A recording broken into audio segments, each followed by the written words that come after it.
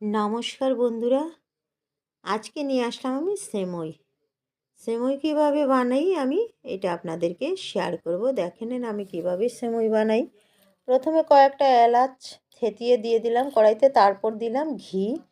এখন আমি সেমইগুলো দিয়ে ভালো করে ভেজে নেব। সেমই না ভাজলে আমার ভালো লাগে না, তাই ভেজে নেব লাল করে ঘি দিয়ে।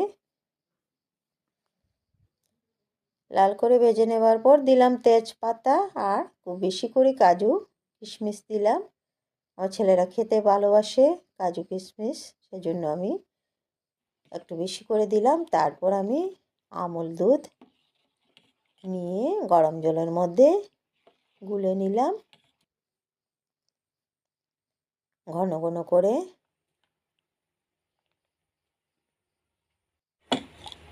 এখন আমি ভালো করে গুলে নিলাম, দুধটা দিয়ে দেব। দুধটা দিয়ে নাড়াচাড়া করে ফুটতে দেব আমি অনবরত। এখন কম আছে নাড়তে থাকবো। এটা ফুটে আসলে পরে একটু সময় লাগবে, কেন না এটা বড় দানার সেমই, পাতলাগুলো আবার বেশি সময় লাগে না, এটা বড় দানার।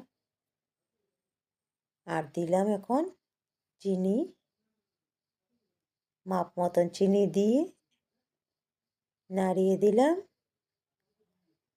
বড় দানার সেমইগুলোই ভালো হয় খেতে, ছোটো ছোটোগুলো গলে যায়, সেজন্য ভালো লাগে না, দুধটাও শুকিয়ে যায়। একটু দুধ দুধ থাকলে পরে খেতে ভালো লাগে, সেজন্য এটাই আমি বানাই বড় দানারটা।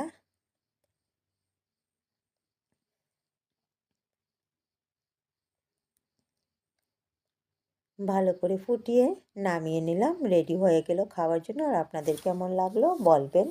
বাই।